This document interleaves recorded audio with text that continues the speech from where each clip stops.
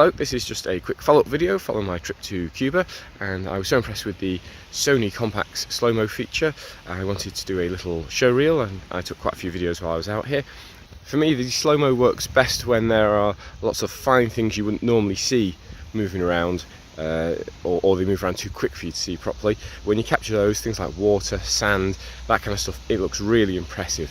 I think my favourite capture while I've been away is this one, where we have a couple of people kicking water at each other.